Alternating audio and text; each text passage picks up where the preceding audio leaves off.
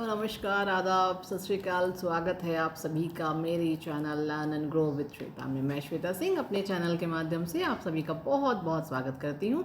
आशा करती हूँ आप सभी स्वस्थ होंगे, मस्त होंगे और अपने एग्जाम्स की प्रिपरेशन अच्छी तरह से कर रहे होंगे। दोस्तों, बीपीएससी टीआरई 3.0 जिसका एग्ज़ाम कैंसिल हो चुका है और इसका एग्ज़ाम फिर से आपके सामने आने वाला है।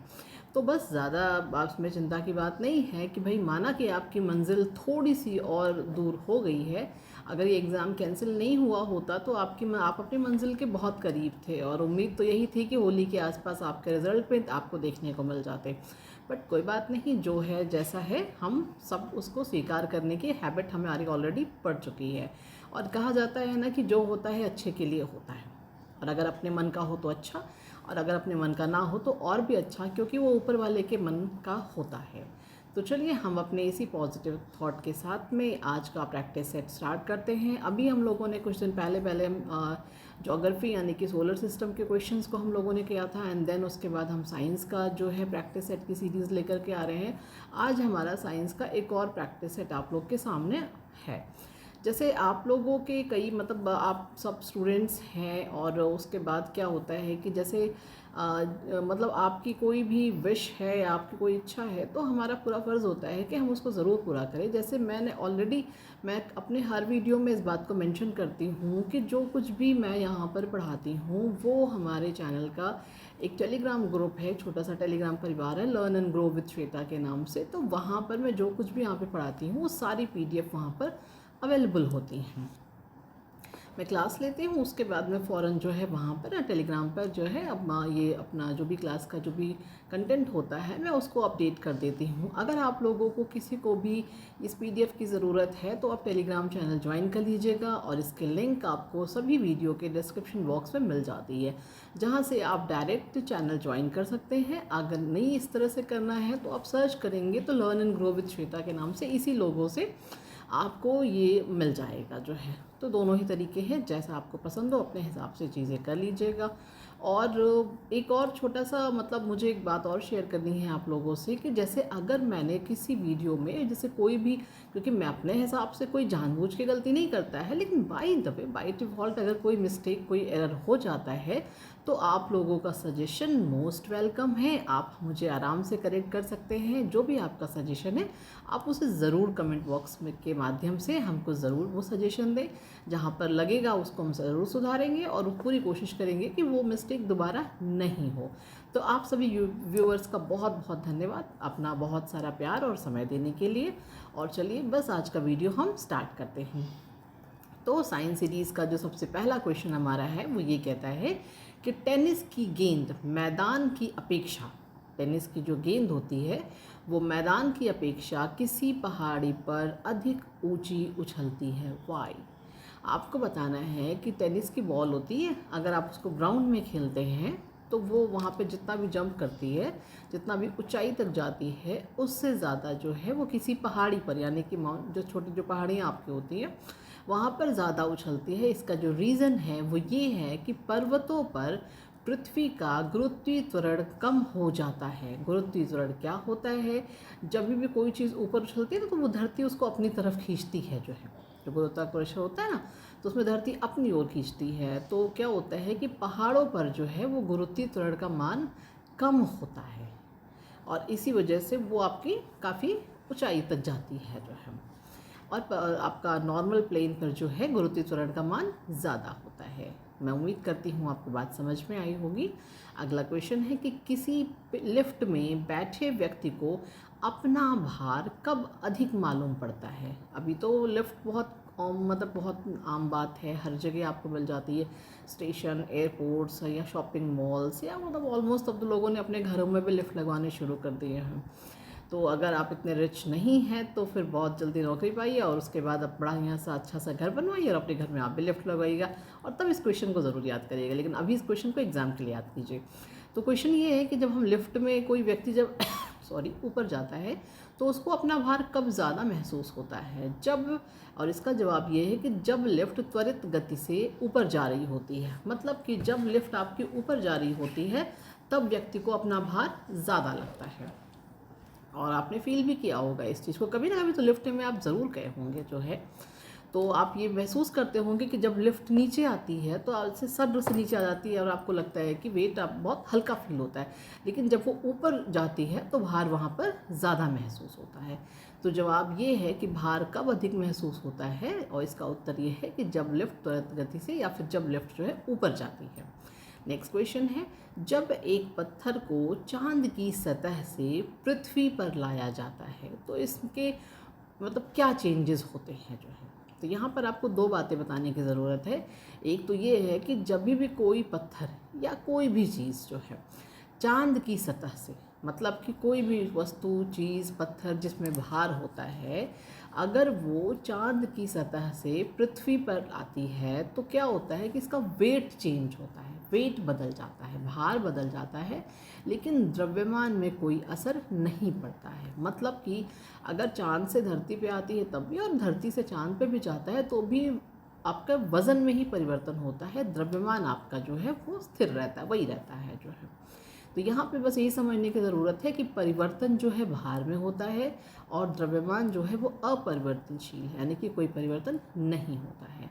नेक्स्ट क्वेश्चन है कि यदि किसी पिंड को पृथ्वी से 11.2 किलोमीटर पर सेकेंड के वेग से फेंका जाता है तो पिंड पर क्या प्रभाव पड़ता है। मतलब कि अगर हम पृथ्वी से, यदि किसी पिंड को पृथ्वी से 11.1 किलोमीटर पर सेकेंड, ये उसका जो है वेग है कि एक सेकेंड में 11.2 किलोमीटर के वेग से अगर हम फेंकते हैं तो पृथ्वी पर, तो पिंड पर इसका क्या प्रभाव पड़ेगा। तो पिंड पर इसका ये प्रभाव पड़ता है कि वो जो पिंड है वो पृथ्वी पर कभी वापस नहीं लौटता है।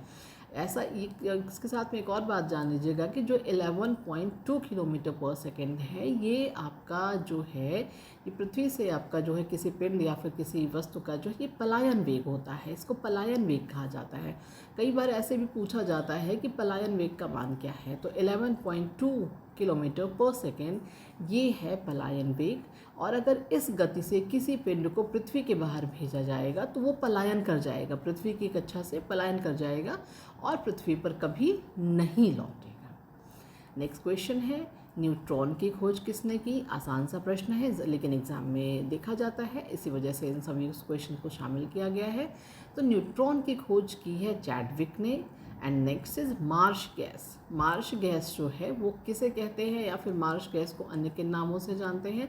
तो मार्श गैस जो है वो आपकी मीथेन गैस को कहते हैं, मीथेन, और इसका जो रासायनिक सूत्र है वो CH4 होता है। अगला है, कपास रेशा किससे प्राप्त होता है, या जो कपास रेशा होता है वो किससे प्राप्त होता है। इस तरह के प्रश्न आते हैं और ऑप्शन में कई सारे ऑप्शन, तना, जड़ और इस तरह से बहुत सब कुछ लिखा रहता है। आप तभी सही कर पाएंगे जब आपको पता होगा जवाब सही, और वो ये है कि जो कपास रेशा होता है वो बीजों से प्राप्त होता है। अगला प्रश्न है कि सबसे छोटी जीवित कोशिका को हम क्या कहते हैं। तो उसे हम कवक द्रव्य कहते हैं। अगला है कि तारपीन तेल, तारपीन का तेल कैसे प्राप्त होता है, कहाँ से प्राप्त होता है। तो वो चीड़ से प्राप्त होता है।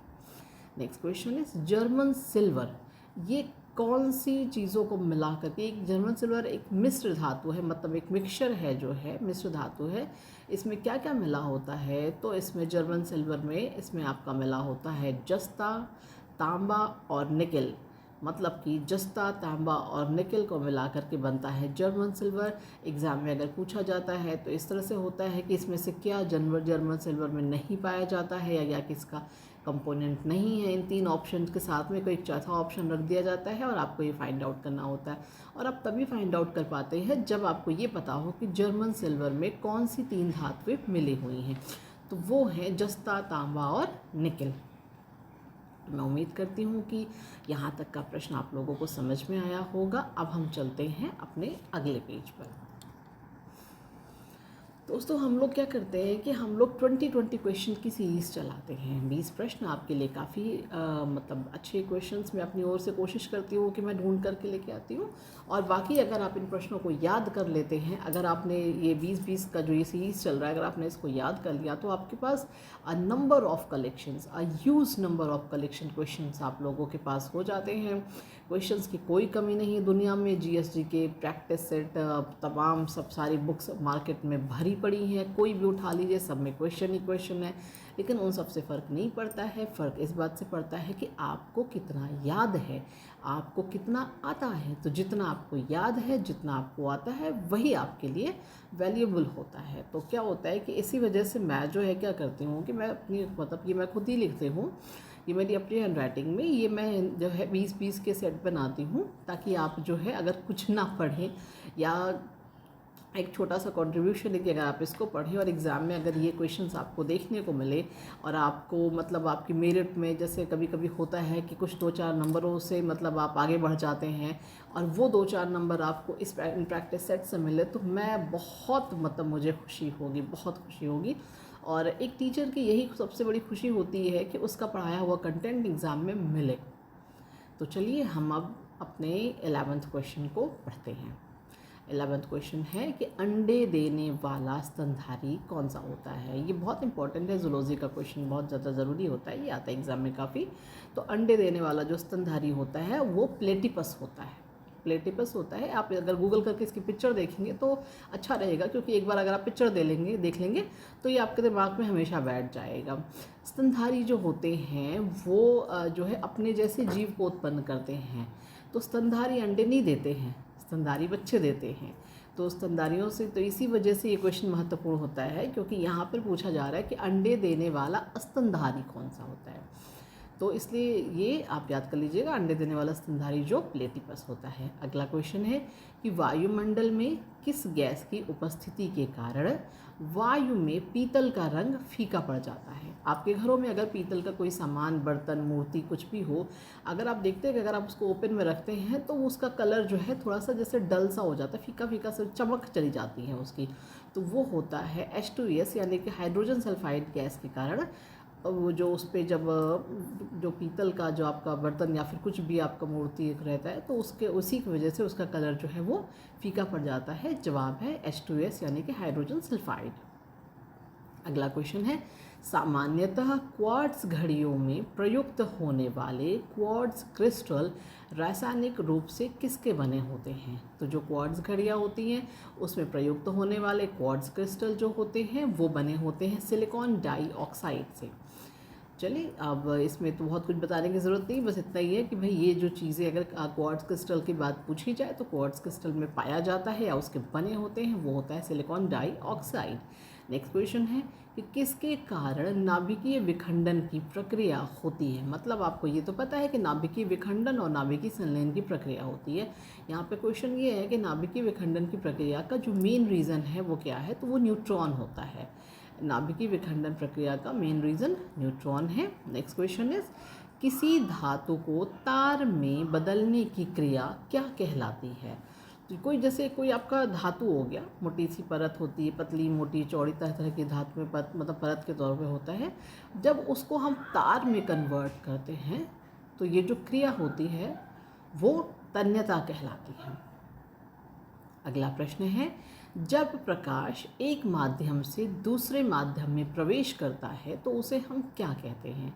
तो जब प्रकाश एक माध्यम से दूसरे माध्यम में प्रवेश करता है तो उसे हम अपवर्तन कहते हैं। जब वापस आ जाता है तो वहाँ पर फिर वो आपका जो है परावर्तन कहलाता है, लेकिन जब एक माध्यम से दूसरे माध्यम में प्रवेश करता है तो उसे हम अपवर्तन कहते हैं। अगला क्वेश्चन है कि दो पदार्थों को पृथक करने पर प्रभावी क्रिस्टलन विधि किसके अंतर पर आधारित है। मतलब कोई दो आपके पदार्थ हैं, उनको अलग करना है और उसको क्रिस्टलन विधि के द्वारा अलग किया जा रहा है। तो इसमें क्या होता है कि विलेयता पर जो है वो विलेयता के आधार पर उसको अलग किया जाता है। मतलब जो मतलब कहीं विलय होता है, कहीं विलय नहीं होता है, तो जो विलय होता है वो अलग हो जाता है, जो नहीं विलय होता है अलग हो जाता है। तो विलेयता के आधार पर दो पदार्थों को अलग किया जाता है प्रभावी क्रिस्टलन विधि में। अगला प्रश्न है कि हाइड्रोजन और ऑक्सीजन का भार के आधार पर जल में क्या अनुपात होता है। यहाँ पर आपसे पूछा जा रहा है कि हाइड्रोजन और ऑक्सीजन का भार के आधार पर जल में जो अनुपात होता है भार के आधार पर, वो होता है 1:8, यानी कि 1 हाइड्रोजन और 8 ऑक्सीजन। ये भार के आधार पर अनुपात पूछा जा रहा है, तो ये ज़रूर समझिएगा यहाँ पर। अगला क्वेश्चन है कि मात्रकों यानी कि जो आपके मात्रक होते हैं ना, कोई भी यूनिट के मात्रक होते हैं, इसका ये मात्रक बताइए। तो वो जो मात्रकों की अंतर्राष्ट्रीय पद्धति ये कब से लागू हुई थी? तो ये 1971 से लागू हुई थी। मात्रकों की अंतर्राष्ट्रीय पद्धति 1971 से लागू हुई थी। और अगला और इस वीडियो का सबसे आखिरी प्रश्न है कि यंग प्रत्यास्था गुणांक का मात्रक क्या होता है? तो यंग प्रत्यास्था गुणांक का मात्रक होता है न्यूटन प्रति मीटर स्क्वायर। न्यूटन प्रति मीटर स्क्वायर ये यंग प्रत्यास्था गुणांक का मात्रक होता है। तो दोस्तों आज की वीडियो के हमारे 20 क्वेश्चंस कंप्लीट हुए हैं। आप इनको पढ़िएगा, इनको याद कीजिएगा। पीडीएफ चाहिए तो टेलीग्राम चैनल ज्वाइन कर लीजिएगा, और अगर चाहे तो ये तो बहुत आसान सा स्क्रीनशॉट भी आप इसको ले सकते हैं। आप इसको ज़रूर याद कर लीजिएगा, मेमोराइज़ कीजिएगा। नोट्स बनाना चाहे नोट्स बनाइएगा, या जहाँ पर आपका ज़्यादा समय बीतता है आप वहाँ पर वीडियो चला के छोड़ दीजिएगा। बार बार आपके कानों पर अगर ये प्रश्न और इसके जवाब आपके कानों पर बार बार गिरेंगे तो फिर आपको ये ज़रूर याद हो जाए। कोई भी चीज़ एक बार दो बार से नहीं याद होती है, उसे मल्टीपल टाइम की रीडिंग, मल्टीपल टाइम आपके कानों पर वो चीज़ें बार बार आनी चाहिए, आपकी आंखों के सामने बार बार आनी चाहिए, तब जा कर के वो चीज़ें आपको याद होती हैं। तो चलिए आज के वीडियो में इतना ही। कोई कहीं से कोई करेक्शन या कोई चीज़ आपको लगता है कि इसमें गलत है तो मुझे कमेंट बॉक्स के माध्यम से ज़रूर बताइएगा, और बाकी और आपकी सारे वैल्यूएबल सजेशंस का मोस्ट वेलकम है। चलिए पूरी वीडियो को देखने के लिए बहुत बहुत धन्यवाद। अगर वीडियो पसंद आती है तो लाइक शेयर सब्सक्राइब ज़रूर करिएगा, और अगर आप चैनल पर नए हैं तो बेल आइकन का बटन दबाना बिल्कुल मत भूलिएगा, बिकॉज जब भी मैं कोई नया वीडियो अपने चैनल पर अपलोड करती हूँ तो उसकी नोटिफिकेशंस आपको फ़ौरन मिल जाती है।